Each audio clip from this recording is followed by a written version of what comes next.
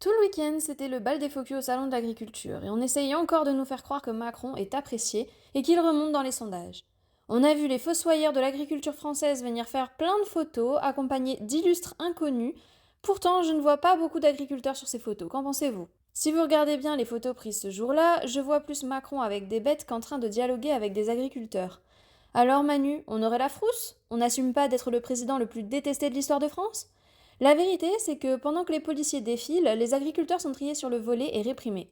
Ils ont refusé une partie des visiteurs, interdit les bonnets jaunes de la coordination rurale, mis des centaines de CRS pour donner l'impression d'une atmosphère calme, comme si les agriculteurs avaient oublié toutes les trahisons du gouvernement Macron. Mais nous ne sommes pas dupes. Macron, nous Français, souhaitons votre destitution et votre incarcération pour haute trahison.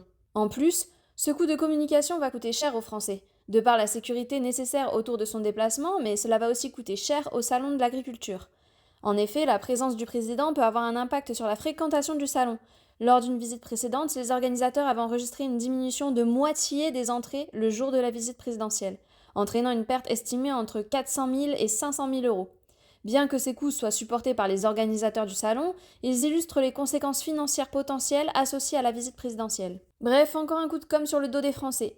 Mais ce qui me dérange le plus, même si on en a l'habitude, c'est qu'absolument toutes ces déclarations étaient des mensonges. Alors que face aux médias, il dit vouloir prôner notre autonomie alimentaire, il favorise le traité du Mercosur, qui autorise l'importation d'une agriculture qui ne respecte pas les règles imposées à nos agriculteurs, et il asphyxie continuellement nos agriculteurs avec des normes et des taxes absurdes, tout en subventionnant une guerre perdue d'avance.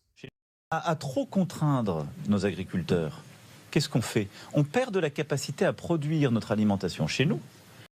Je ne peux plus supporter son discours infantilisant comme si on ne comprenait rien à ce qui se passe.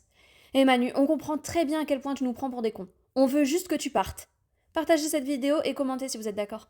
Et même si vous n'êtes pas d'accord, j'aimerais bien avoir votre point de vue.